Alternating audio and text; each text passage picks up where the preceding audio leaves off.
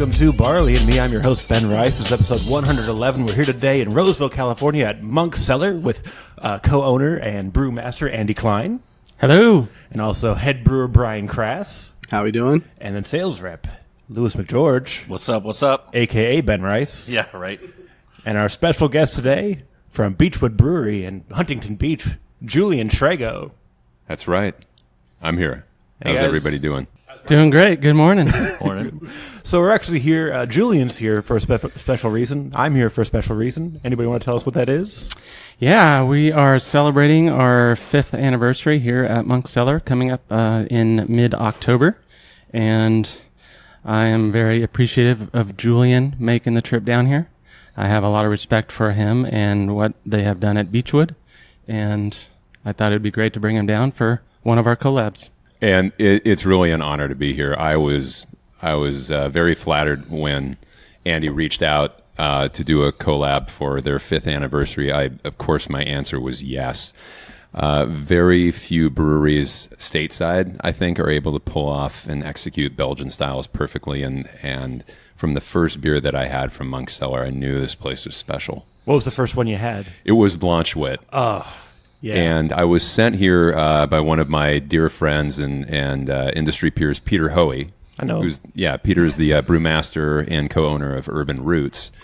But I was up in Roseville on business a couple years ago, and I had not heard of Monk's Cellar, and he sent me here, and I didn't have any preconceived notions about the place, and immediately the atmosphere, the food, the beer, it all blew me away.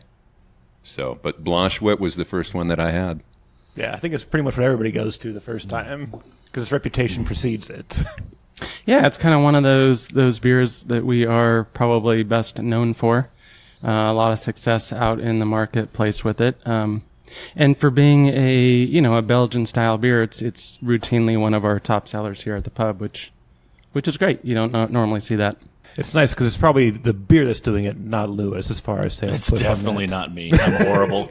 That's not true. I'd buy beer from you, especially if it was Blanche Wit. Right? Yeah, No, sold. It's a good gateway beer to people, and it's something that they can get out of drinking their normal everyday domestic stuff and getting into something a little more crafty, if you want to say that way. But it's also it's much better than what you would get if you're drinking one of the big boys versions of a Belgian style wit beer, which I think we are much superior than they are. Andy, when you first set out to open Monk's Cellar, did you want to only focus on Belgian beers? We wanted it to be a primary focus, not the only focus. I mean, I've always been a fan of Belgian beers and always been a fan of British beers, so the focus was going to be Belgian and British. This was 2014, I think, when Belgian beers were already seeing a little bit of a decline, so we've adjusted our makeup. So we kind of shoot for 25% Belgian beers, 25% British, and then 50% kind of newer, modern, hazy, this IPA or that. So we still really, I mean, it's our identity, and it's very much a part of who we are, and it always will be. But we have adjusted, our brewing a little bit. So when you picked me up from the airport, we were talking in the car, and you'd mentioned a trip to Europe that you took after college, and bouncing around between Germany and Belgium and England, and all places that at least in the mid early 90s had very fixed brewing cultures that were very established. Beers in England are not anything like, or certainly wouldn't have been anything like the beers in Belgium, wouldn't have been anything like the beers in Germany. So what is it that attracts you to Belgian beer versus British beer, for example? Well, I think, like anyone who starts out brewing or home brewing, especially in the late 80s, early 90s, that's what we all tried to mimic. I mean, there were clear kind of Belgian styles, the Trappist beers, the Abbey beers. In the case of British beers, you had your bitters and your porters, stouts, and you tried to mimic those beers. They had such, like you said, an identity, a fixed identity in those area. And it's obviously now with the brewing that's going on in the United States, It has really kind of blended a lot of those different beer cultures and beer styles, which is super exciting. And I think why, craft beer is doing so well now. But yeah, it was just a fondness and a love for the tradition, the culture, the history of those particular areas and those styles of beer that got me. Did you find that when you were traveling in those areas that drinking is really parochial? Because when I've been to Germany and England and Belgium, I find that it's very parochial and very localized. You will talk to somebody in one village like, oh yeah, have you tried this Belgian blonde ale in this neighboring village? And they're like, no, what? Why would I do that? What village? No, I drink beer from here. Why would I drink beer from anywhere else? Which I think is different than how a lot of Americans experience beer from all over the place.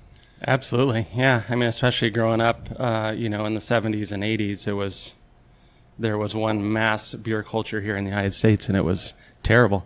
But yeah, over in Europe, when I was there in 87, there were some big breweries, but there were also a lot of smaller breweries. And even in, say, the town of Freiburg, Germany, you had areas within Freiburg that would only drink certain breweries' beers in Freiburg. Mm-hmm. So, yes, they had their kind of national big identity, but going from, say, Munich down in Bavaria up to Hamburg, very different cultures, very different beers, and that's what was pretty cool and exciting about it.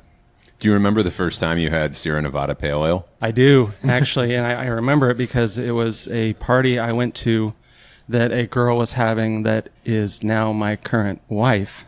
Current. Thank you.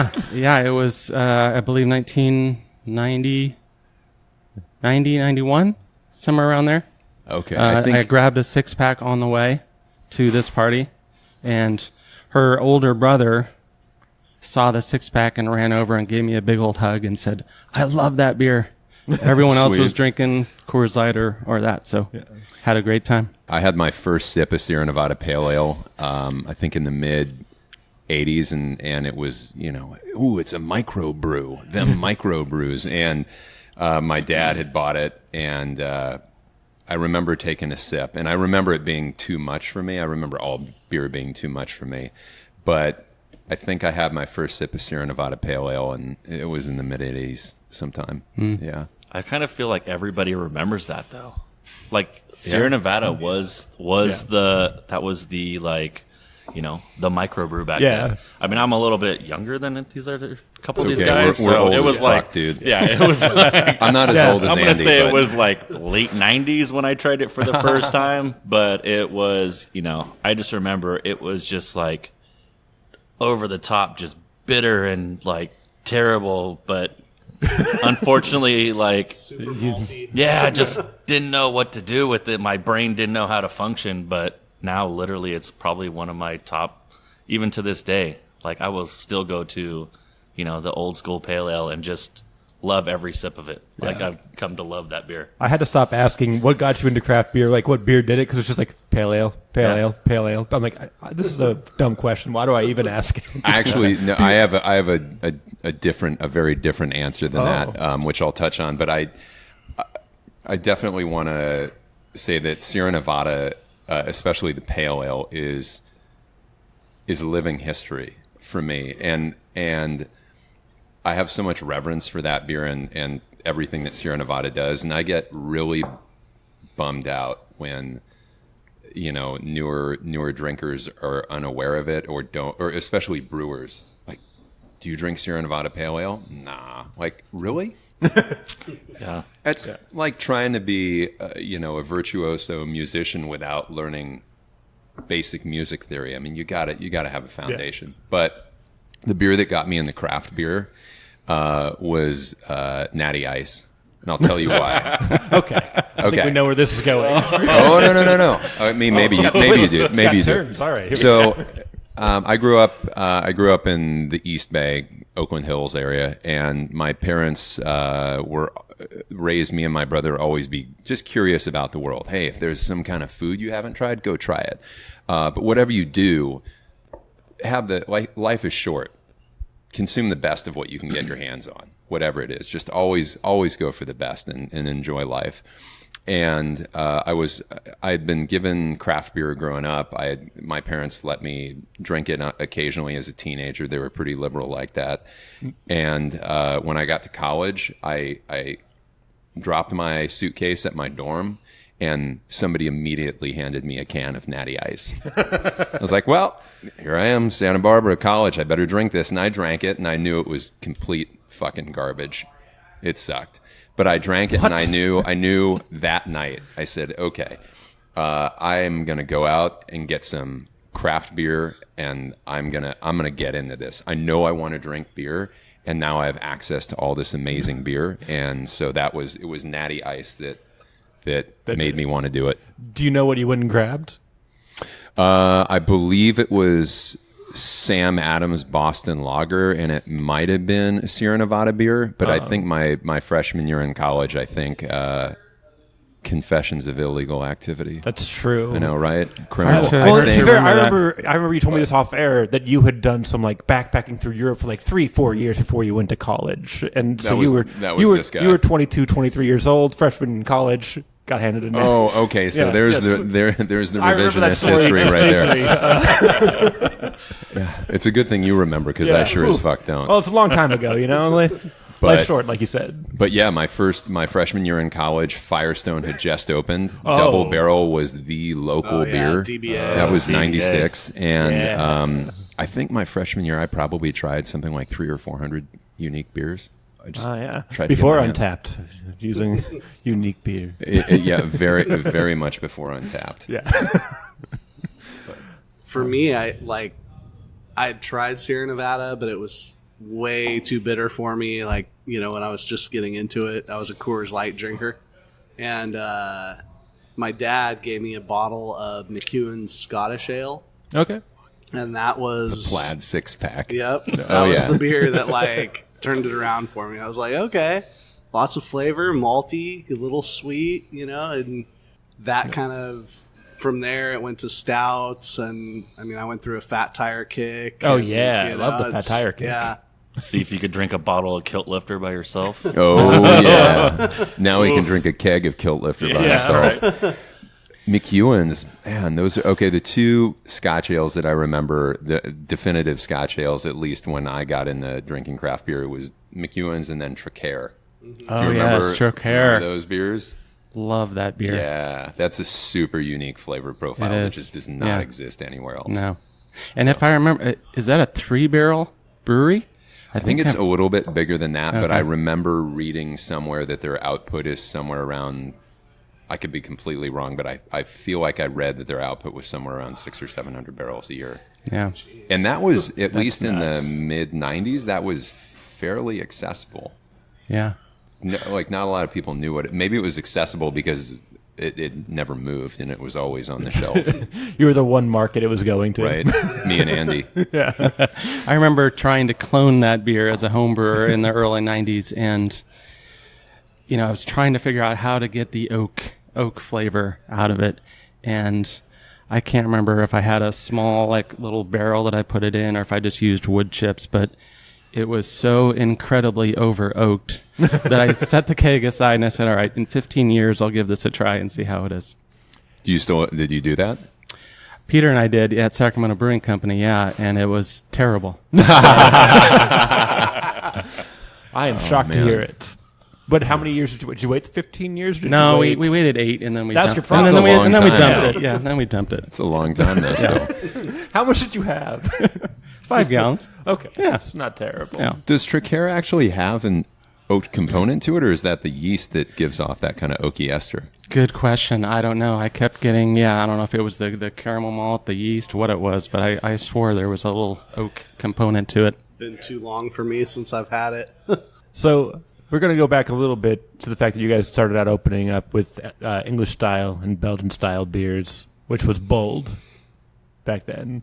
And I think still today, like I was telling Lewis when I walked in, like last night I dreamt about your guys' London Porter. I don't dream about beer. That's not a thing I do. But I was like, I hope we get to drink that London Porter today. Like, it's so exciting. Yeah.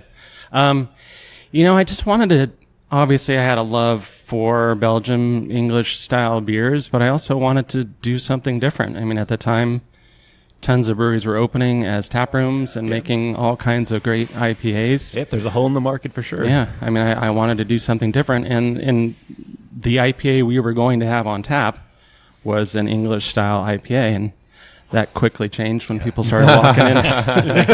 Thank you for that. I remember we were open a couple of weeks, and someone came in. We were really busy, and they asked me if they could have a flight of IPAs.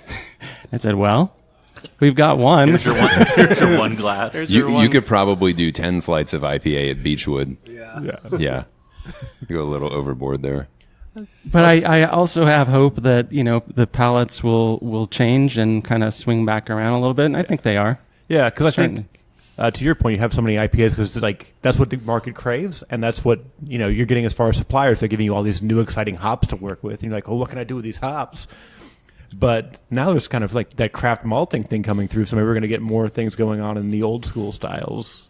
Mm-hmm. Yeah, the craft malting thing is cool too. I'm curious to see what shape that takes long term. Yeah, the base malts are not quite prohibitively expensive, but they're close to it. And so when you use them, or at least when I use them, it's because I want to do something a little different and special. But I don't think anybody's getting silo fills of those. Yeah, no, craft malts. Yeah, but they're super cool. We've done a couple beers with Admiral Malt. It's all California grown stuff here in Alameda. Yeah, it's all malted in Alameda, and I really like the kind of romantic aspect of how that ties beer in even a little bit more locally. Yeah. Plus the malt is really nice. We did a smash beer for the 4th of July, called it Smash the Brits. Yeah, that was great. And, I love that beer. So it was 100% Admiral Malt. Their Maiden Voyage. Yeah. And Centennial hops. And it was just a nice, easy drinking, like British and it pale ale. it was remarkable, just the depth of malt that was in that beer, even though it was just one single 2-row, and the color too. It was fantastic. Color was gorgeous. And I'm kind of excited about a lot of the kind of the heirloom malts that are starting to come out, and I think the brewing, the malts kind of took a similar turn to tomatoes or any mass-produced food, where you get a certain type that does well in a lot of different climates and it grows well, and disease resistance is good, and so you start working on that malt rather than some of those older heirloom malts that have a lot of quality and flavor. Because what they're going to do, what they're going to be, what they're going to taste like, what they're going to do for your beer. You don't have to worry about will this come out the way I think it's going to? Right. It will absolutely do it. Especially, in America, your biggest malt buyers are Bud and Coors, and they want to make sure that they have something consistent and cheap for them. But getting to the kind of craft malting and kind of small batch stuff, like there's some good quality and really good stuff coming out. One thing I always like to talk to brewers about is what styles inspire them the most, and if they've had those styles at the source. Because I'm sure you remember drinking Belgian beer stateside for many years and really liking it, and then when you go to Belgium and have those examples fresh, at least for me, that was a completely different experience. You ask somebody what Westmalle Triple tastes like, and they'll tell you, oh, it's big, it's sweet, it's kind of like golden raisins, and you go to Belgium, and that beer is dry and hoppy. It's really hoppy, and it's remarkably awesome. But that was a life-changing thing for me, going to Belgium and trying a lot of those beers really fresh, and also trying Orval fresh before the Brett had developed, and I didn't like that at all. Yes, absolutely amazing. It's true, yeah. When you're, early on, you're getting all these beers over here in the States that, if you're lucky, they're 6 months old, and over there, there's such a difference. One of the beers that we opened up with, we called it West Coast Triple, and it was a Houblon Brewery Schoof Houblon clone, which over there is just a phenomenal beer. It's dry, it's hoppy, it's fantastic. The when you double get it over, IPA? yeah. And when you get it over here, it's, by that time, it's just more malt centered, and you get a little bit of hop. But it's fantastic over there. And that's the one that's is it all Amarillo in that beer? Mm-hmm. Actually, I think there's a little CTZ. So it's interesting. It's a Belgian brewer that's taking some American hops and kind of changing things up over there. I remember when I had that at the Delirium Cafe in Brussels, and the keg was super fresh, and I remember it almost struck me more as an American double IPA than it did a Belgian beer. It was so dramatically different from any of the bottles that I'd ever had. Mm-hmm. But yeah, having those beers fresh at the source, and I guess, do you feel as a brewer that you can really understand a style if you haven't had examples fresh at the source? Or do you think it's I think it's difficult. I mean, because what you're understanding is what you've read and what you've tasted that's 6 or 8 months old, so I think you can have a great understanding of the style, but until you sit there and have a real ale from a pub in England, it's different. Mm-hmm. So last time I was in Europe, there were a few breweries that were doing like American style IPAs and kind of trying to do American styles, and a lot of the IPAs tasted like 6-month-old IPAs. And it was a little bit malty and like a little under hopped, and just, it was like, okay, you're close, but like it tastes a little different when you're here. And I think, we kind of get the same thing as, we're tasting old stuff, and unless you have the freshest, best representation of that beer, that style, like you don't know what the brewer was trying to do with it. In my head, I'm just imagining them like trying to talk themselves into it. This is good. I get why people drink this. This is great. Totally. Right. We should make something. I mean, there were this. there were definitely a few breweries that were doing good IPAs, but there were several representations that just tasted like they grabbed an American IPA off of their shelf at some bottle shop and tried it, and were like, yeah, let's brew this. Yeah. Like, this is what's selling. All right. Yeah, that's kind of an analog to that is my wife and I were vacationing in France a couple years ago, and we found a brew pub in Strasbourg, and it was a Belgian-inspired brew pub, and they had 3 house beers. They had like a blonde, a double amber, and then what was the other style? They might have had a wit, but I remember the 3 core styles that they brewed were awesome, and they had this yeast character. It was one of those just super authentic yeast characters that you rarely see in the United States. And then the special beer was an IPA brewed with Cascade hops. And the bartender was very kind, and he said, "Oh, you're American. Do you want to try this IPA?" And I said, "Oh man, these beers, the house beers you put in front of me are great. No, don't worry about that." And he was like, "Oh no, you should try this beer." They were super proud of it. And first of all, the appearance was fucked up, but it was like dark, cloudy amber. I'm like, "What is this?" And I smelled it. Anyway, it was unrecognizable as any American style, and I felt really bad, but maybe that's how Belgian brewers feel when they come to the United States, and they have these beers that are probably caricatures and just such a gross approximation of what you should try it. Yeah, you should try this triple. Yeah, we totally nailed this style. I believe we've made this just like you would have in your homeland. Thank you so much.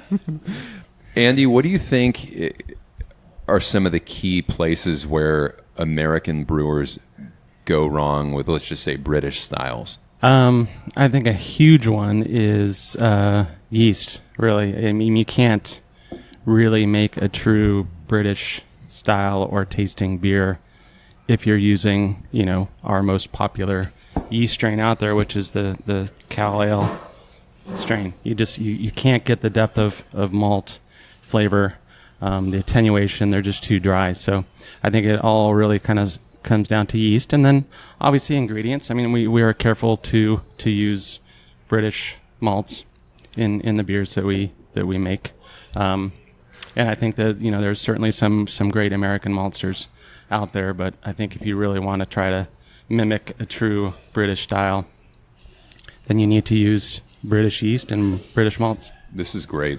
This is excellent. And this is is this the Crooked Bridge? Yeah. The award-winning Crooked Bridge? Newly anointed? Newly. Final. Yeah, that was Finally the anointed. ESB. that for was the those first unfamiliar? medal it's gotten. And yeah, this beer actually I made when I was at Sacramento Brewing Company for my wedding in 1997. So it obviously holds a special place in my heart. Yeah. And this beer I also had at a friend's baby shower before you guys opened. For some reason, you knew a friend of mine and Yeah. brought beer to that. So it was delicious then. It's delicious now. Yeah.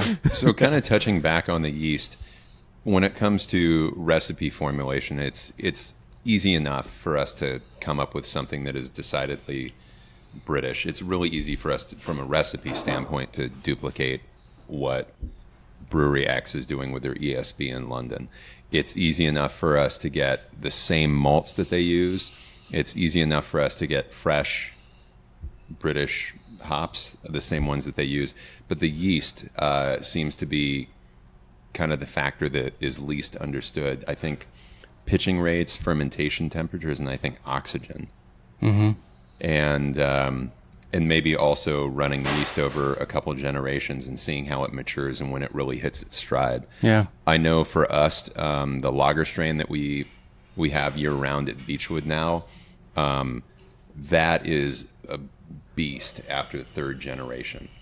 Like it will rip through lagers in a week. And that's with a fairly standard pitching rate too. But it really hits its flavor profile stride third or fourth generation. I don't know. Could you tell me about the yeast that you use in Crooked Bridge? Yeah, so it's we've changed it up a little bit, but I always come back to the Fuller strain. Notably the Y Yeast 1968 is kind of what I feel is probably my favorite version of Fuller's. We've tried White Labs 002, but doesn't seem to have quite the complexity that we get out of 1968. And I think it's going back a little bit to those beers. A key component to those beers are the esters. You want a little bit of that fruit. You want that yeast to shine a little bit. And we have the open fermenters, obviously, and my plan originally was to do all of our British beers in the opens. But after doing the ESB in there, we just found that we couldn't control the esters, and it was just a little over the top. So we started doing the ESB in the closed tanks. Yeah, and so you kind of talking about how yeast kind of drives those esters and things like that, and how, when you were a home brewer in the 80s, you were brewing classic English-style, Belgian-style beers because there's so much flavor compared to what an American beer had. Mm-hmm. That's probably why you were doing that, Right. I guess. It's Yeah. just like, finally, beer with flavor. And in America, we're making beers with flavor, but just by loading it up with, cocoa nibs and vanilla and all these things. Do you think that it's kind of been lost, the importance of yeast in American brewing?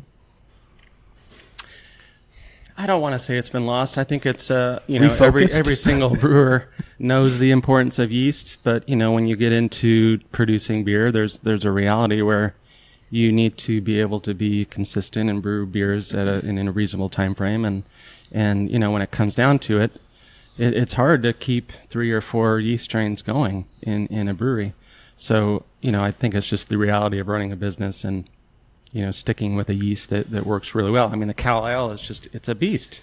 I mean, it can sit in a yeast brink for 2 or 3 weeks and pitch it, and it's going to be consistent, and it's going to go, and you can do a lot of generations with it. But these British style yeasts they're finicky. They don't like to sit in a yeast brink for more than a few days, so it's hard to keep them going. That's been one of the things that I've had to kind of learn and figure out here is, the last job I had, it was pretty much just Cal Ale yeast, and every once in a while we'd get a Belgian strain, do 2 or 3 Belgian beers, get rid of it, do it, get an English strain, do 2 or 3 English beers, get rid of it. And, keeping a Belgian, an English, and an American ale yeast alive and in rotation and viable. It's been tough. Yeah, because I guess the demand's not really there for that as far as that's all concerned to like make that many of that style of a beer. Yeah, yeah. I remember at one point, I think it was within the last year at our pub in downtown Long Beach, where we have 9 fermenters. We had at one point 6 different yeast strains going at the same time. That was insane. A lot of them, a couple of them only got used for once for very specific beers, like the Hefeweizen. But yeah, that was nuts when I went around. I'm sampling beers off the tanks. I'm like, holy shit. There was another time when I remember sampling beers off the tanks, and like we have 9 different West Coast IPAs in these tanks right now. Okay, and that didn't even include what we were making at the production facility. Julian, I wanted to ask you something about your blendery, and earlier we were talking about having the beers in the place of origin and kind of how that experience shapes your style or whatnot. And I know you're doing, at least in the blendery, a lot of, we can call them lambic styles. And I think that lambics, having a lambic over here in a bottle isn't the same as having a Belgian triple or a double over here in a bottle. No, they tend to be incredibly durable and, for lack of a better term, pretty bulletproof beers. I mean, most beer doesn't travel well, but lambics do age and travel pretty well. And I think I don't know that my experience drinking lambics over there, other than the environment and seeing how it's done, I've equally enjoyed lambics that I've consumed stateside, for sure. And there's certainly no substitute for walking into Cantillon and seeing their cool ship up there in the attic. And did I hear at some point that you adjust your temperatures in the blendery? Yeah, so we have the good fortune of having a good friendship with the Van Roy family that owns and operates Cantillon. And before we really got too deep into the blendery, I'll kind of step back for a second and say one of the reasons we opened the blendery is not only did we want to create our own sour, funky beers, but we kind of rejected the idea that creation of the flavors and aromas that you get in lambic is some kind of black magic, that it is only the magic air of the Seine Valley that can create those beers, that there's no science that can be unlocked. And we thought that was complete bullshit. Me coming from a scientific background and my business partner also being in the healthiest sense, a very skeptical guy, we set out to kind of do a lot of this scientifically with just the right amount of artistic interpretation. And so we sent Cantillon a couple data loggers that they agreed to store in a couple of their cellars. And they're these really cool like USB data loggers that Cantillon installed in 2 locations at the brewery, and they were there for, I believe, 15 months, but they took temperature and humidity every hour for an entire year. So we have plotted out, I believe it was for 2014 through 2015, or it might have been the year prior. We've got the full temperature profile of what Cantillon experiences at a couple locations within the brewery. How hot does it really get? What is the humidity really? And we kind of wanted to see the general trend and how the weather influences it, because there's no climate control at Cantillon. I mean, it's an old stone building, and it has, a basement that's underground, the cellar that's underground. It has above ground stuff. And we created a climate control system in the blendery that we can take the entire barrel room down to mid to upper 40s if we want to.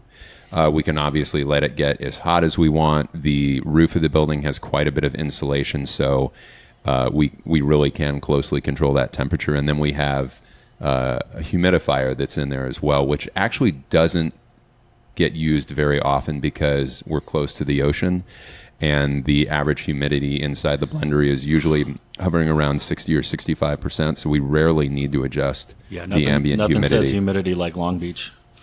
Well, it was unusually humid when you guys were down there last week. It's not normally that way. It's normally sweating for 5 days. It's the beard, but it's not normally that humid. It's very temperate down in Long Beach. But yeah, we found that controlling the temperature was definitely an influencing factor, especially with keeping lacto active at particular times.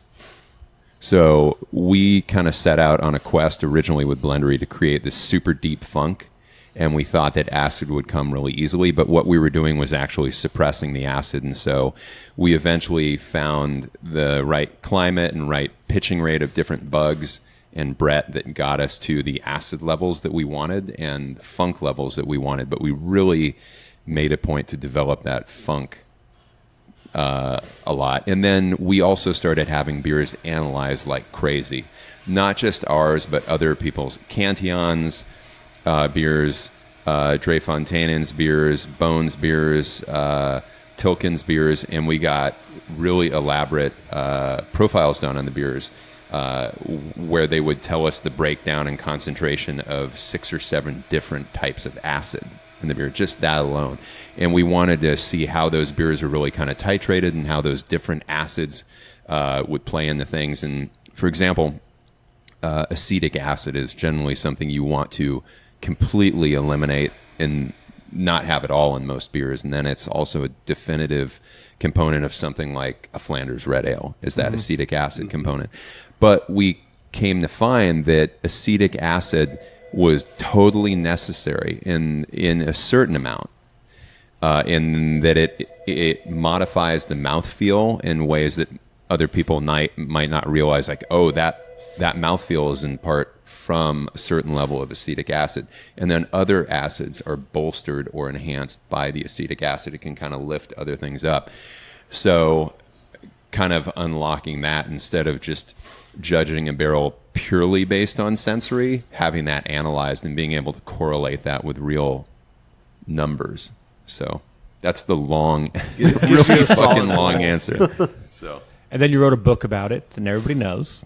I didn't write shit about that. No, but Ryan Fields, the original barrel master for Beachwood Blendery, he and his wife are getting ready to open their own spot in the Central Coast soon. Wildfields Brewing. There's my plug for Ryan. Ryan did compile a research paper with a lot of data, and it's pretty quantitative and one of the few kind of quantitative papers that's been published about lambic-style beers and how we achieved certain acid levels and certain other ester and flavor components in lambic-inspired beer. And he presented that at the Craft Brewers Conference this year. Yeah, I was going to ask how long it kind of took to like do all that testing and kind of really dial in your recipe to make sure it met everything you wanted. Several years. Yeah, that's what I imagined. Years. Yeah. We started brewing the first beers for Beachwood Blendery at the very end of 2014. And I want to say it was really kind of around 2016 that we really started seeing things emerge where they were where we wanted them to be. And then kind of 2017, we're like, okay, like now we see the shape of things, and now we understand how to kind of guide the process and get the flavors that we want. But the thing is, anytime you make an adjustment, you're waiting months, if not a year, before you really see the results. Yeah, exactly. Because it's like you think, oh, I collected the data and now I know what it means. But if you misinterpret the data, then you've got to go back to the drawing board. So you got to make sure you're interpreting it correctly as well. True. Yeah, and does this thing I'm looking at actually have the impact that I think it is? Yes. Yeah. Yeah, and I think the data tells you one thing, sensory tells you another, and it's like you got to kind of figure out what it is that you really, really want. And I'll just say that I was, when I was down there last week, it's the first time I'd been into the Blendery, and I was just absolutely blown away. I mean, just everything just when you walk in, just the smell, the wood, it smells like funk. So rustic. It's so farmhousey. It's just, Thank you. It's He's awesome. He's so proud of it. He's like, yes. It is awesome. Well, I can't take too much. I can't really take any credit for that. We have a fairly autonomous team at the Blendery, and it is Harrison McCabe is the barrel master and brewmaster for Beachwood Blendery, and Travis Sandoval is his faithful assistant, and those guys make amazing beers over there. And And my business partner, Gabe, is deeply involved in kind of the creative direction of Blendery as well. But they shape those beers, and they do an amazing job. Yeah, if you like sours and you walk into that place, you know you're in the right spot. Because like it is just like funky as soon as you walk in, and it's wonderful. That sounds great. Sounds amazing. Yeah. Yeah, what was the one you guys had? One with a cactus. Oh, there's no cactus in it, but it's a beer called Cactus it's something. called Cactus Cool Ship. Yeah. And so you guys know the soda beer was- Cactus yeah, Cool or the yeah. orange pineapple. That stuff was Okay, amazing. so that's a Cool Ship beer that was inoculated in our Cool Ship. And then it does have pineapple and orange, I believe, orange zest added to it. But yeah, Cactus Cool Ship. Could have drank about a gallon of that stuff. We have it. We've got more than a gallon. Can bathe in it. You just got to ask the right questions, Right, Lewis. right. It's always weird to me when people complain about like sours. Do you guys ever get that where people are like, I don't like sour beers? I'm like, do you know how much work goes into this? They don't care. If they don't like it, they don't care. Yeah, I think it's either you like it or you don't. But I kind of see like out there in like the brewery world that it kind of seems like sours are kind of making a surge right now a little bit more than a lot of stuff. Yeah. I mean, I for the think- most part, it's kettle sours. It's not really, the barrel aged sours, but I mean, it gives options, and it kind of opens that door to people that maybe have never had something on the sour end. My hope is that kettle sours will kind of open the door and get people into trying higher acidity beers, and then hopefully they'll start looking at stuff that Beachwood is doing or traditional lambics and goose, and find the more complex classic examples of that style. Yeah, I feel like the lambics, other sour American wild sour ales are a nice crossover to people who haven't really got into beer, but they're big wine lovers. I mean, you can really talk to them about the complexity of the acidity and this and that and the funk that sometimes you get in certain wines. So it's a great way to introduce people to beer that perhaps haven't been introduced to it. Yeah, then you work your way down Right. to other styles. What would you say would be your jump once you get them into a sour? What's the next thing you're offering them that's maybe not a sour? It's like, okay, maybe I do like beer. Probably a stout, I think, is a good way to go. I don't know. It's taste always hard. is so- It's taste buds. Yeah. It's so subjective. It's hard. I mean, I always laugh when, because we're in such an age now with beer and just flavors in general that people are talking about IPAs being gateway beers. And I'm like, That's crazy. That used to be It the doesn't make barrier to sense. entry. it's completely crazy. Yeah. It's They used to be the last Like, spot on. That was the last That's the stop thing- on the train. Is like, okay, now we're gonna hit IPAs They're and like, I'm peel off. your face off. I don't want to be there. Yeah. This is my stop. Yeah. So Go ahead. I've never been like a huge IPA drinker, like real bitter West Coast, like especially in 2010s, like kind of early on when it was like an IBU war. Oh, yeah. Early on in 2010. Right. Well, It's so crazy. But that is like the Stone Age compared to where we're at now. It's but nuts. yeah, the You mean IBU, the pre-hazy days? yeah, the IBU wars, and it was never my style. And you'd get a bartender or something, and they'd be like, "Oh, well, you'll get there eventually," and it's like, probably not. I don't want to go, Dad. Yeah. I'll take a barrel aged stout, but I had somebody ask me what IBU stood for the other week. I think it was like last week, and I was like, it means international, but it doesn't matter anymore. It used to be really important, and now no one cares. Yeah, we get asked all Some the people time. do. Yeah. yeah. Well, because there's like IPAs that are like 36 IBUs, and it's like so like flavorful and full of like that hop characteristic, but it's 36 IBUs now. It's like that doesn't mean much. 100 still means something, but like everything else is just kind of Yeah. Yeah, there's also a 16 and below, I guess, is really where it's like, doesn't really. there's also a big misunderstanding, even amongst a lot of professional brewers, Yes. about the difference between IBUs and BUs. Yeah.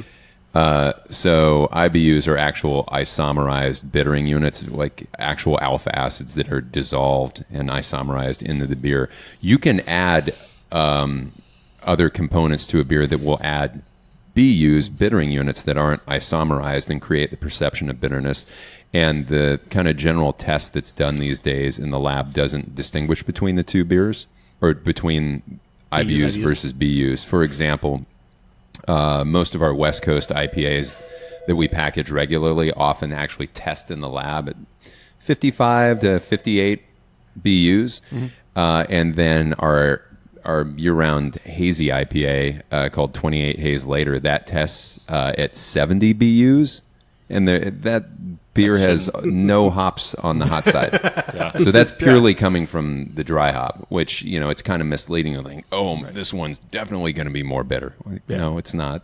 Yeah, it's interesting when because there's perceived bitterness and there's bitterness, and it's right. You can have a 70 IBU IPA that tastes much less bitter than a 30 IBU IPA. It just depends on so many factors. Yeah, to me, I'm like, it's not particularly helpful in guiding what you're going to get in the glass. It's an okay approximation, but it shouldn't be taken as gospel. Yeah. So. Yeah.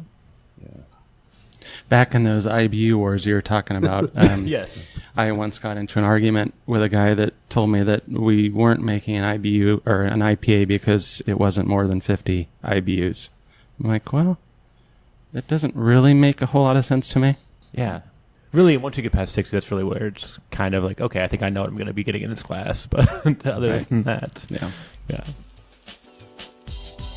Collabapalooza, an indie beer collaboration celebration featuring independent San Diego craft breweries, is back for the third year. The Karl Strauss signature event is going down on Saturday, October 19th, behind the North Park Observatory.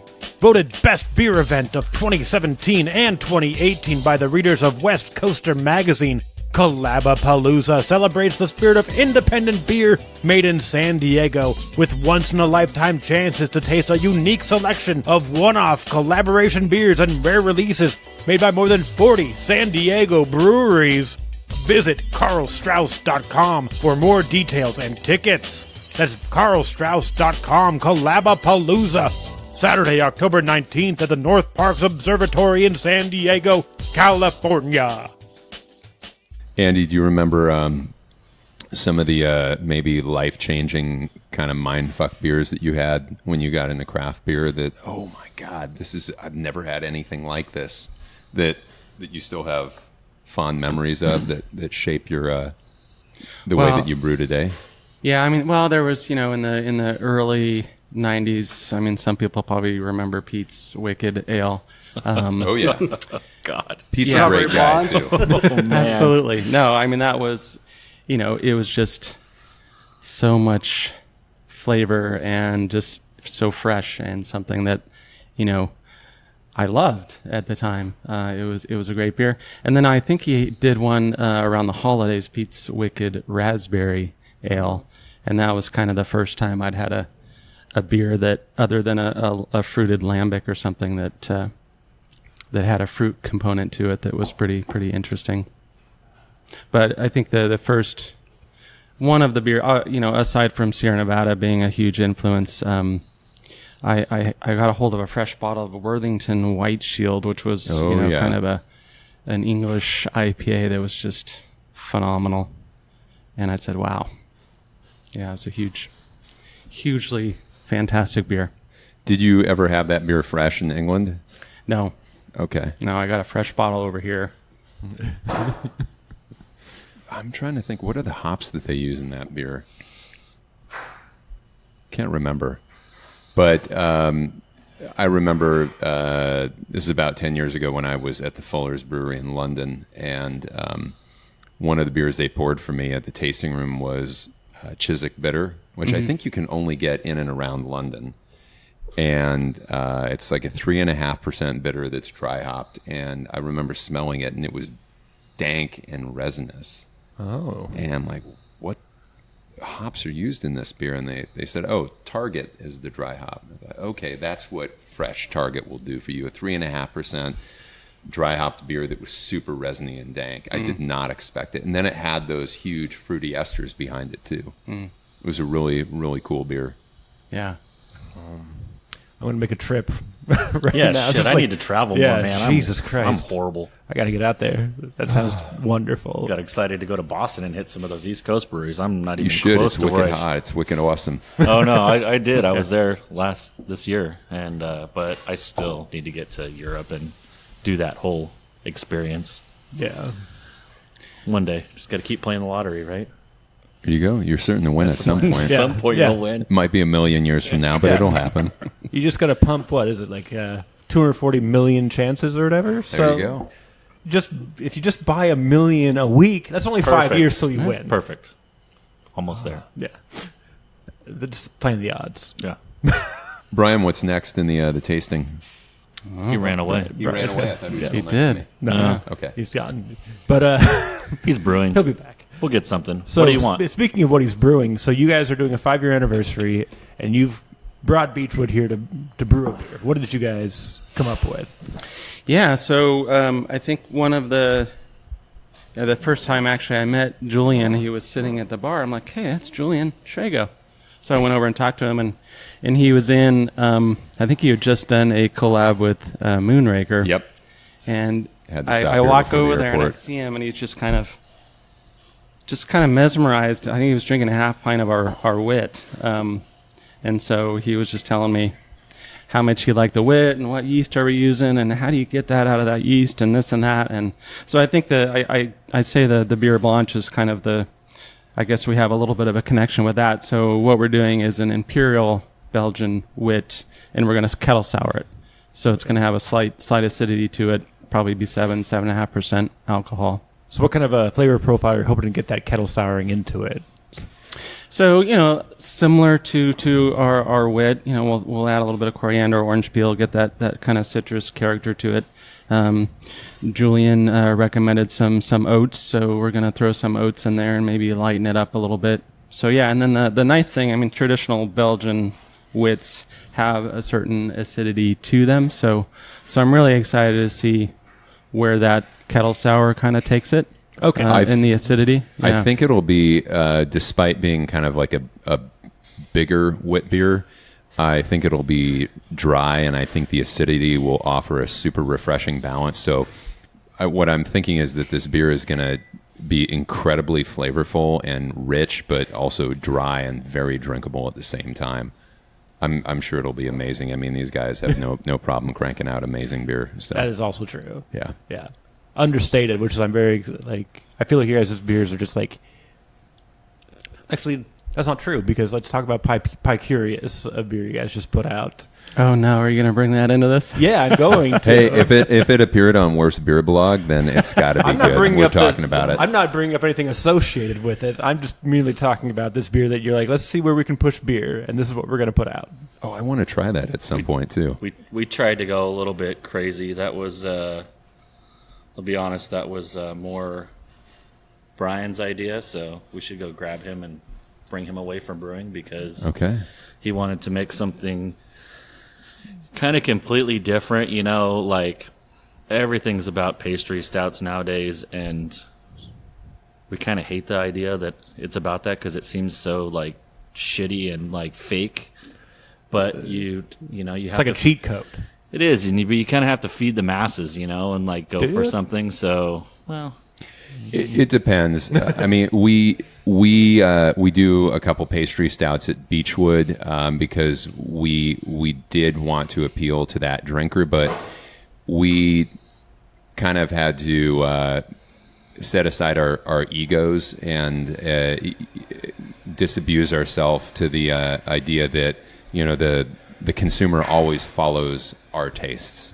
Right. It's not necessarily the case anymore. And so we're fortunate enough that Beachwood, 70 to 75% of our production is 2 West Coast IPAs. And that pays the bills, and we love those beers to death. But then at the pub and at Blendery, we have total creative freedom to do almost anything without consequence. Yeah. And so when we want to kind of hit on a different consumer, we can do that.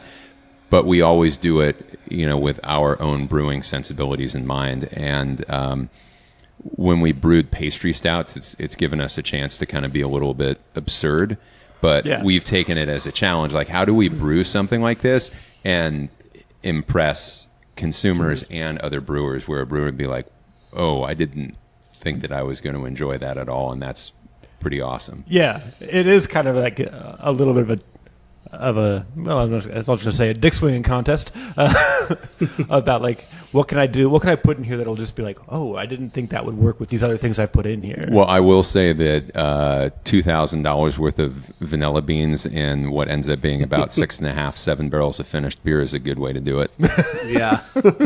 Vanilla's, Throw money at it. Vanilla's so expensive. Yeah. It's super expensive, but we have a pastry stout on tap called Vanilla Fudge, and that one we brewed, I think about I'm into it already. 5, maybe 6 times now, and it's a giant lactose imperial milk stout, and then it gets, once it's done fermenting, it gets recirculated with chopped vanilla beans and cocoa nibs. And this most recent batch, we went away from using Madagascar vanilla beans and did a blend of Tahitian vanilla beans and Ugandan vanilla beans, and it was chocolate, vanilla, and just this amazing tobacco component. It was so cool, very rich, very creamy, very smooth, but it didn't seem gimmicky. Like I feel that all the flavors were really well integrated, and it wasn't just kind of a dumping ground for everything sweet and ridiculous. And that is what I do like in a pastry stout, is where it's like, you know that's what they were doing, but also it tastes like a beer you would just drink to have a beer. Right. Like, that's my favorite. And so another thing that we've had fun with is seeing what kind of beers are trending out there. And I've seen posts from some breweries doing these things called smoothie beers. And they're these very intensely colored, obviously very fruit-heavy beers. But I've never talked to any of the brewers who are making these beers. I'm like, but if I were to make a smoothie beer, how would I go about making that? What would I want it to be without knowing at all what other people are doing? So we have a beer on tap right now called So Smoothie. All right. And we're calling it a smoothie style beer. Apparently on Untapped, it's a milkshake IPA, Right. which I There's a didn't difference. intend, but I'm not going to fight that. The base beer for that starts out as an imperial lactose blonde ale that is about 34% lactose. And I thought about, okay, if I were to make a smoothie beer, what kind of mouthfeel would I want? What kind of residual sweetness? What kind of acidity? What kind of fruit? So that's a beer that it's fucking ridiculous. It starts out at 34% lactose. Thank you. And right kind of at the peak of fermentation, we introduce about 40% fruit. In this case, it was strawberry puree. And the finished beer tastes and smells like a strawberry Italian soda. You wouldn't guess that it was ultimately a 6.5% beer. It was a cool experiment. The flavors are rich and delicious, and you almost don't believe that it's beer, but it is. Yeah. So it's kind of fun to think about how you recreate or how you create flavors just completely thinking outside the box. Was it possibly named today Milkshake IPA because the smoothie beer didn't exist in the style guidelines at Untapped, and they're like, smoothie, milkshake, same. Possibly. Same thing. Possibly. Same thing, because you can't. Okay, anyway. So, Yeah. Brian, you're back. We're going to talk about this Pie Curious. Back for just a second. That's the Pie Curious. Oh, So, I get it. Julian's This is just awesome. experienced this. Yeah. So this beer, basically my quest was to do a blonde pastry beer. So I think that the pastry stouts... It's awesome. Thank you. I mean, I've just been seeing a lot of, not repetition with pastry stouts, but I mean, you're kind of constrained by this stout base and, trying to find ingredients that people haven't used that work with that roast, coffee, chocolate kind of stout base. It's getting hard. It's a lot of vanilla, chocolate, coffee, some kind of nuts, coconut, there's a lot of those ingredients have been done so many times that it's hard to be creative. And getting away from that stout base just kind of opens it up to other adjuncts, other ingredients that may not typically work with that. This is awesome. Thank you. Thank you. It's curious. Yeah, so it was. It took a couple of good fails on the homebrew system before I got something that was close to where I was going with it. When I was explaining it to Lewis and Andy, they were a little confused on what I was trying to do, and I just curious. yeah. But I they don't were know like, if I was curious. I was worried. But it worked out. You can be both. You can be Yeah. curious Yeah. and worried at the same Yeah. time. Like, hey, am That's I the thing going to about survive curiosity this? is there is a little bit of fear to it. Yeah. So yeah, I mean, I was just trying to kind of go for like a vanilla milkshake base, like the closest thing I could do to a vanilla milkshake, to kind of give us a blank slate for whatever weird dessert ingredients we wanted to do. How did you get? I taste nutmeg in this, but There's a little cinnamon. a cinnamon. Okay. How did you get that huge graham cracker component? Oh boy, that was a mess. We used about a little over 10 pounds per barrel of graham cracker in the mash. Okay. We don't recommend that. Yeah, at all. you It'll used be more a rice bad balls day. than I did. We've done that before, but we didn't. Wow, it's amazing how prominent that is. I think this is fantastic. Yeah, Thank it's a you. wonderful beer. Well, I think it's what Bryan was saying. I mean, you don't have all those roasted malts and coffee and chocolate that's disguising some of those flavors. So it is what he's always said. I want a clean slate to be able to open up some other options. Yeah. So since we just talked about So Smoothie and what that is and what your base was to kind of circumvent the expectation, and now you're having this pie curious, knowing that this exists. I want you to go back in there, write up a new brew for this collaboration, knowing that both of you guys can do that thing. What would you make? Oh, if we could do something different? Yeah, like knowing that that's what they can do and discussing what your So Smoothie was. This is a dumb exercise, and you don't have to do it. Shit, now you're putting me on the spot. Yeah, I know. What would I want to do? Okay, so something I think is also very difficult for American brewers to pull off is a perfect nuanced saison. So Yes. how about an imperial saison? That gets brewers excited. Yeah, Yeah, it really definitely. does. Got me excited. Yeah, Absolutely. Yeah. Nothing better than a great saison. Yeah. Like, I can't say enough about it. It's a wonderful style. It's one of my first styles I loved. So I was like, yeah, do that. Is this a Belgian blonde that I'm drinking now? That That's is, strong, that's yeah. Diabolique, or Belgian Strong Golden. Finished a little drier than we were hoping, which bumped it up to about 9.1%. So But- one thing I've noticed about all your beers, and correct me if I'm not perceiving them correctly, but I feel like you guys are very focused on mouthfeel and your chloride levels specifically to control a lot of mouthfeel.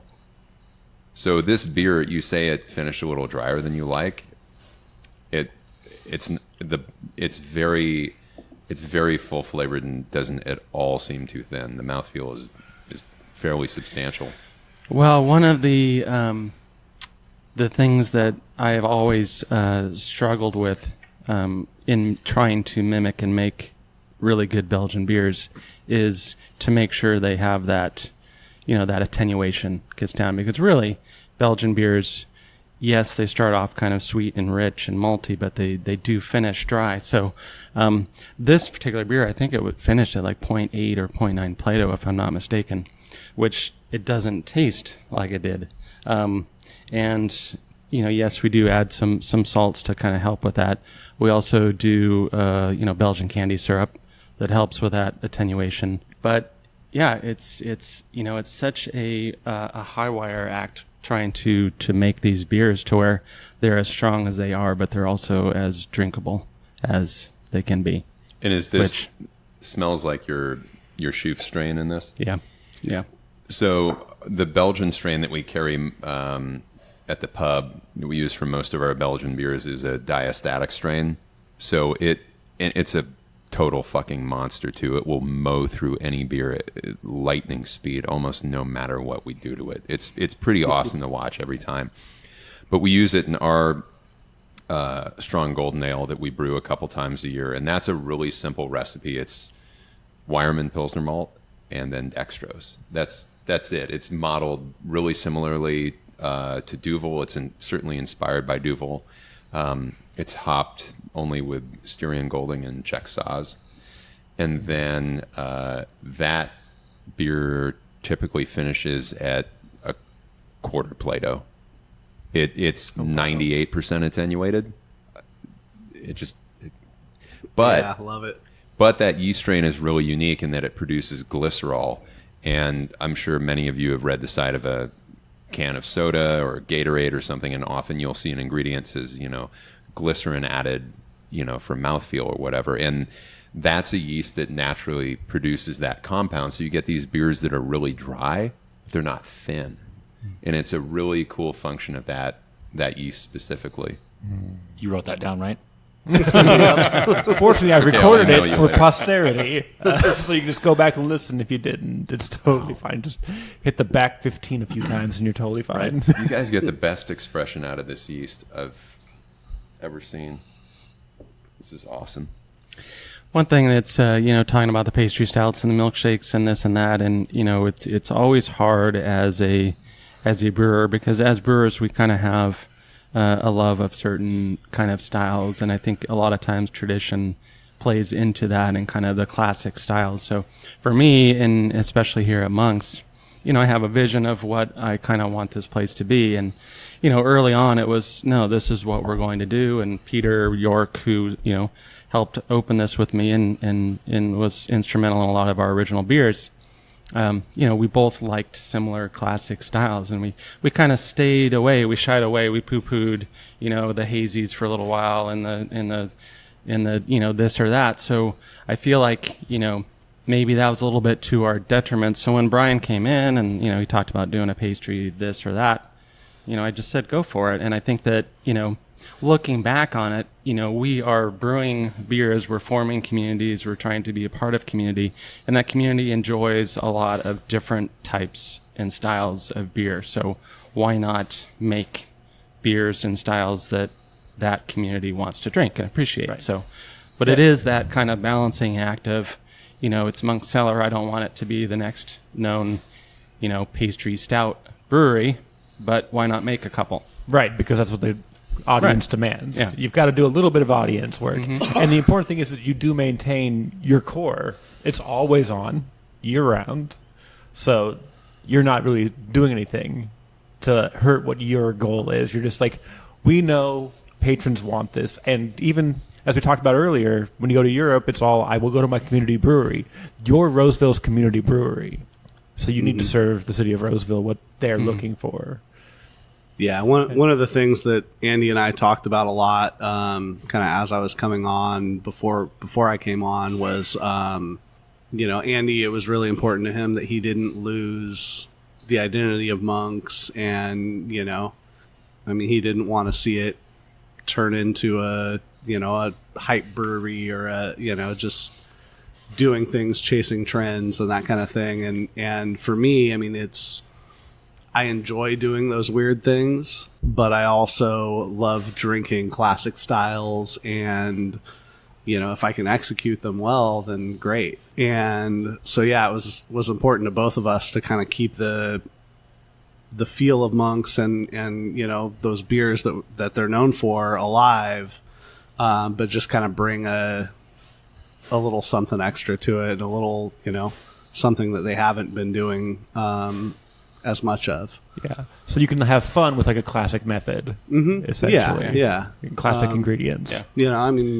I think that a lot of the breweries that do really well have a very diverse beer board. Yeah. You go to Russian River, you go to Beachwood, you go, any of the real highly regarded breweries, and you'll see an ESB or a, just lagers, and also with hazies and pastry stouts and some of the more weird stuff. But it's the breweries that can execute on different levels and can do traditional with kind of the new stuff that I think is what people are looking for right now. Yeah, one of my favorite things to do is go to a brewery that's known for its IPAs and order anything but their IPA and just see what they're doing with the things that people aren't buying. And like when it comes out great, I'm like, oh, this is wonderful. Like I remember I did an episode with Moonraker, which they're known for their IPAs, and I was like, I'll try that blonde. Oh, their blonde And it was is one of so the best good. blondes I'd ever had. Yeah. And I'm like, no, Yeah, and that nobody blonde- talks about they it. make And then fantastic beer. 3 months Blonde's later, really it good. won like gold Yeah. or whatever Yeah. for blonde, like or silver. I was like, yeah, I was right. It is a wonderful blonde. I'm like, and nobody talked about it.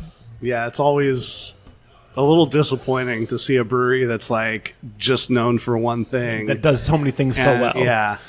Yeah, like Russian River's known for its Pliny's, you know, and it's like, but but their you- sours they're are sours. where it's So at. how do you not? Their just dry go Irish with it? red Yeah, or dry Irish stout. it's nuts. Oh yeah, good. OVL stout. Yeah. yeah.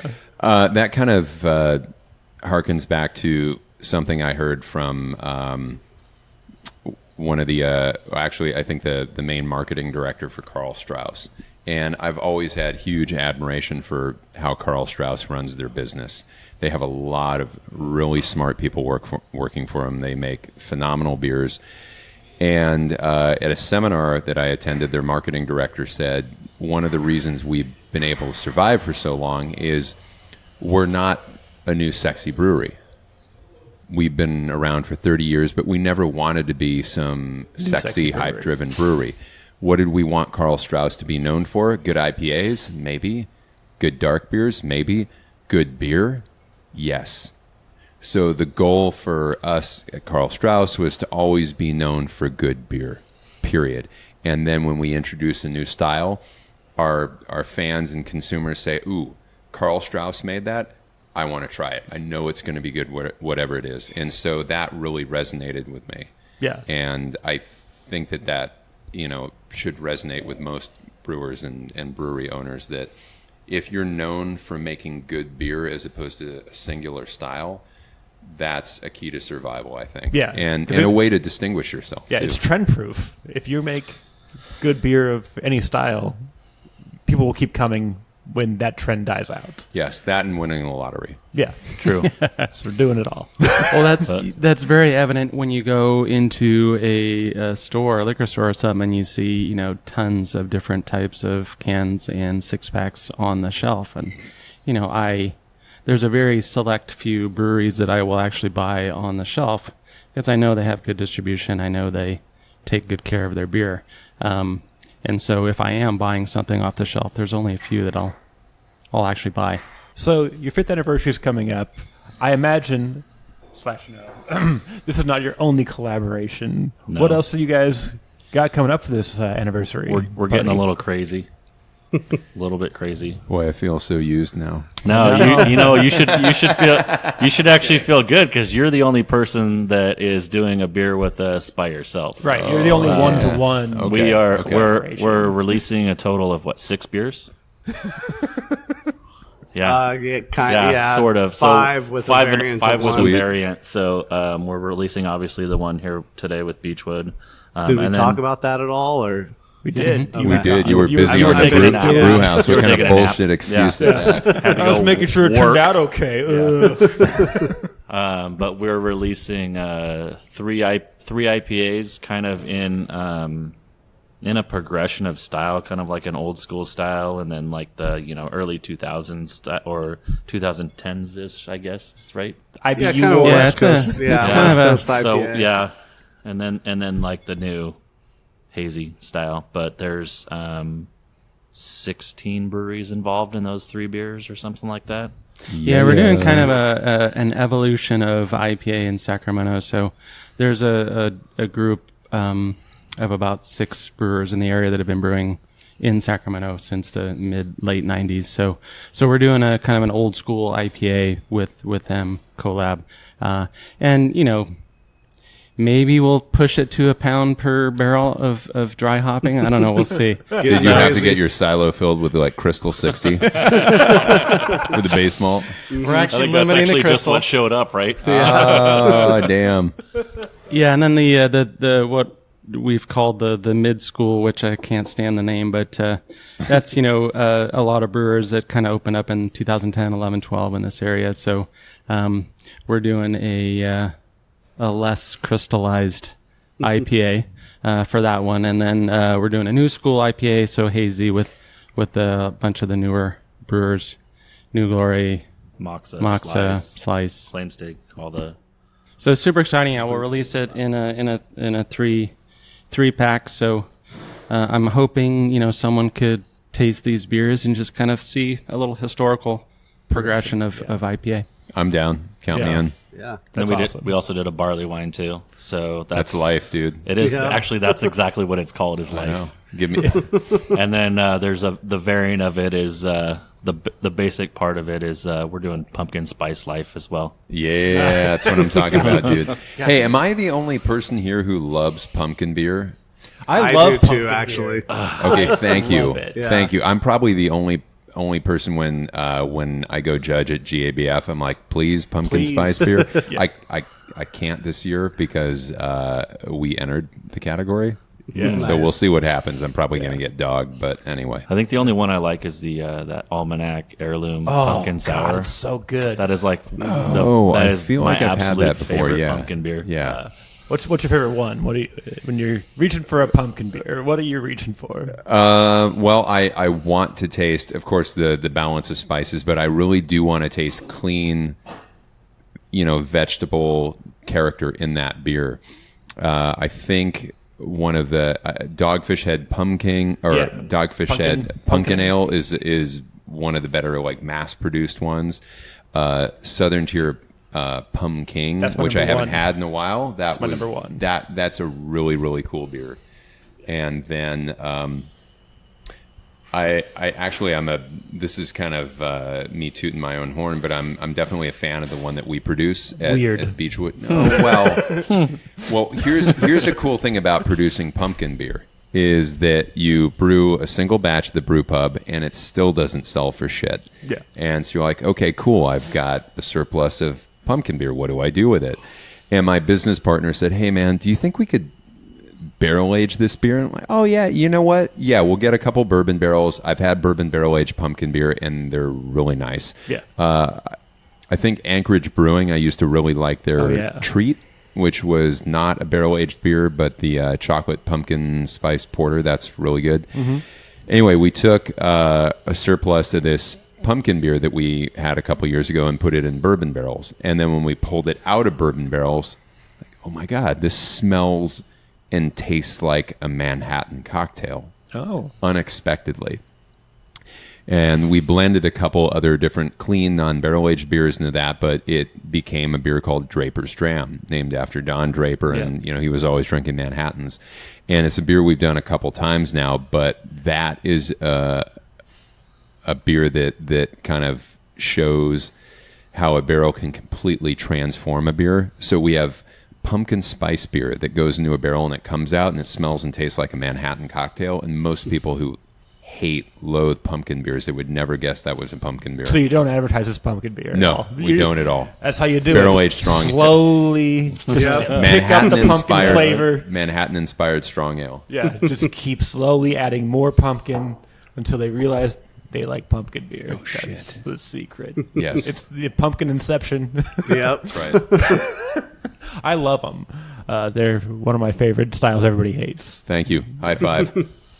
All right, you heard that, yeah. What- motherfuckers. One of my buddies, he used to do a pumpkin beer tasting every year. Yeah. And one year it got up to like over 80 different pumpkin beers. We had pumpkin mead and What? like How do you even it find was- 80 pumpkin beers? that was the mission. terrible. It was we were doing trades all over the country.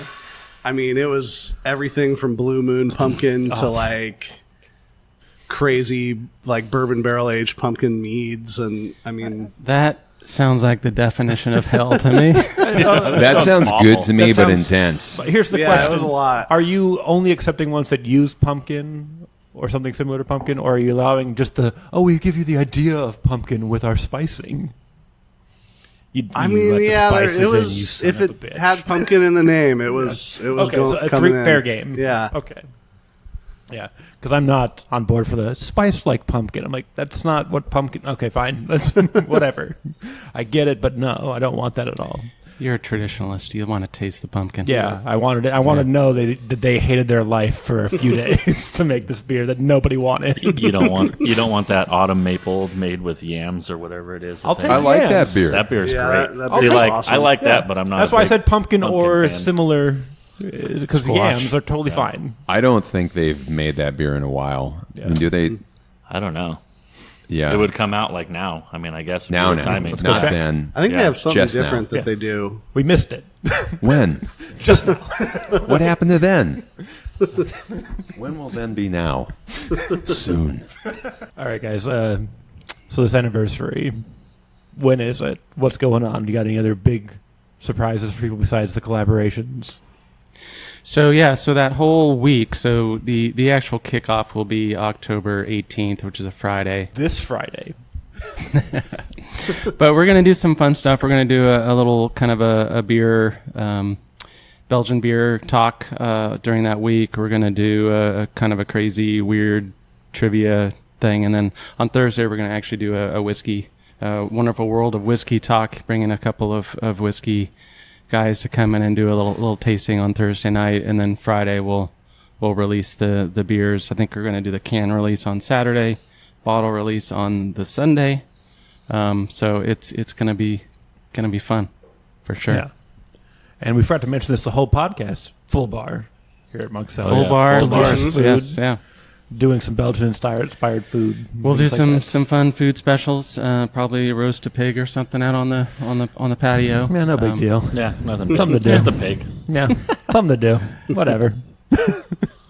Yeah, and then where can people find you guys online and find out what's going on just in general? Monkcellar.com, of course, Facebook, Twitter, Instagram, At Monk all Cellar. At Monk Cellar. Yeah.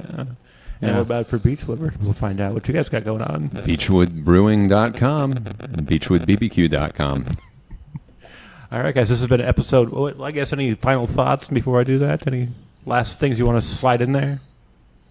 Ooh, That is a that's loaded question. That's an invitation It right is. there. Well then, Yeah, this just took a strange turn. the importance of interviewing is open-ended questions. Shit, what would I want to... If you don't have anything, it's totally fine. I can make something up. If you got $10, I can make up anything.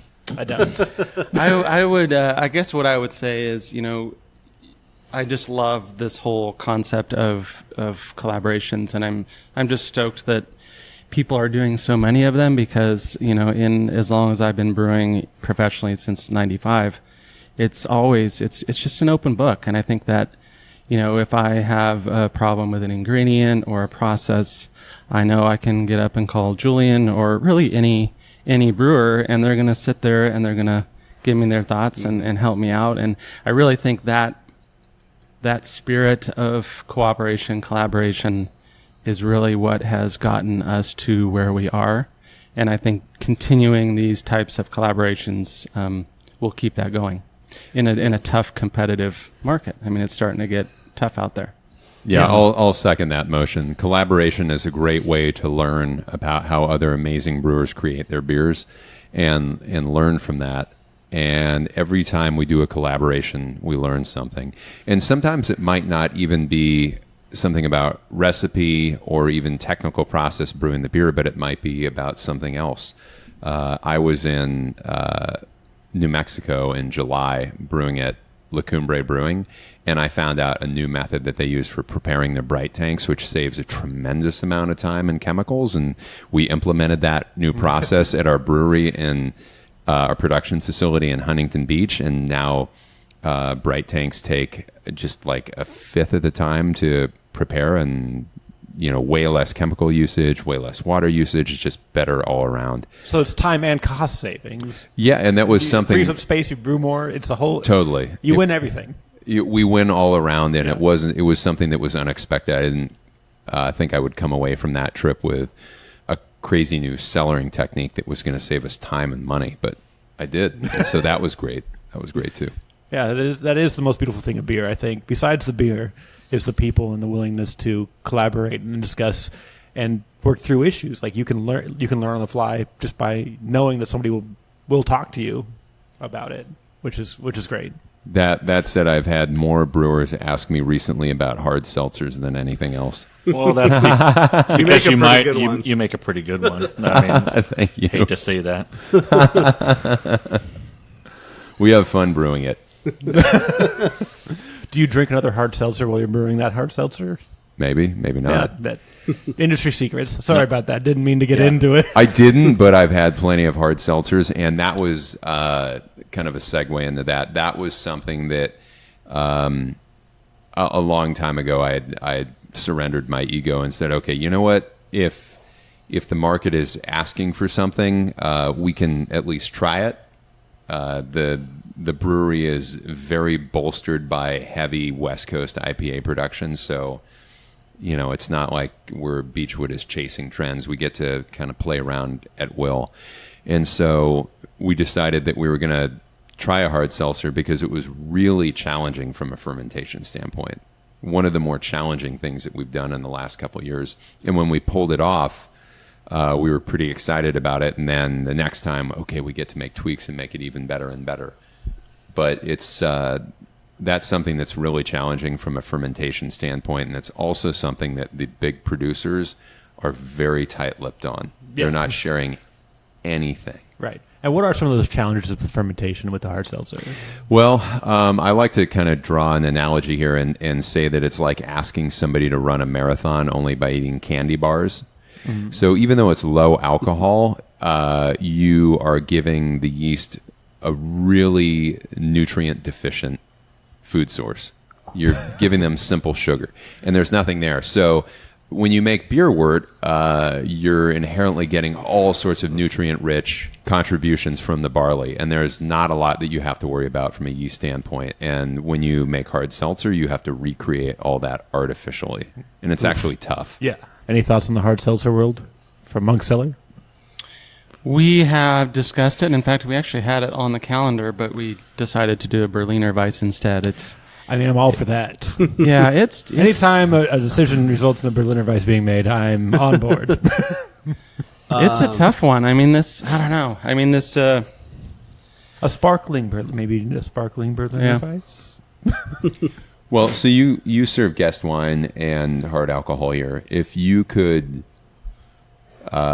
instead of selling guest wine, if that same consumer would buy a glass of your house-made hard seltzer, that would probably be a win for you guys. Right. Mm-hmm. Yeah, for sure. Right. So, yeah, the business side says yes, make one. Right. And then I'm a classic brewery. But that's kind of how it was the first time we made a hazy IPA. Yeah. It was kind of like, oh, what the fuck are we doing? Why are we trying this? And then it was gone in a week. And it's like, oh, yeah. Oh, that's why we're doing this. it's only painful the first few times, and then you get used to it. Yeah. Exactly. And then you start to enjoy it. Yeah. And the consumer, if that's what they want, maybe eventually they'll get one. We'll see. Yeah. So we kind of put it on the back burner for now, but it's something that we're open to. We've kind of got some advice and some direction from some of the other guys that have done it in the area, and we kind of have an idea of where we want to go with it, but it's just a matter of is the weather going to turn, how are sales going to be once it's cold, so we kind of just shelved it for now. But you'd be fine, dude. Ain't no laws with claws. And don't forget, there's a possible White Claw shortage coming up, so there's going to be demand that's not being met. It's definitely not a marketing move to say that at all. That would be stupid. It's a great rumor. I wish I could say, hey, there's a Beachwood IPA shortage. God, oh, right? shit. Oh, better go get more then. Yeah, right. What a genius marketing ad. It's like the mattress store that is always going out of business. Always going out of business sale. Going out for business. I think there was a furniture store down the street that's like leaving business. That was their instead of going out of business, leaving business. We've had enough. We're done. We're never going into business again of any type. Yeah, no more couches for you. We've given up on the idea of starting our own business. That's how bad this went for us. All right, that was a good ending point, right? Definitely. All right, guys, this has been episode 111 of Barley and Me. I want to thank you guys so much for doing this. Lewis McGeorge, thank you so much. Thanks, man. Andy Klein, thank you so much. Thank you, man. Bryan Crass. Thank you. And, of course, from Beachwood Brewing, Julian Shrago. Thank you. Thanks so much for listening. Get home safe.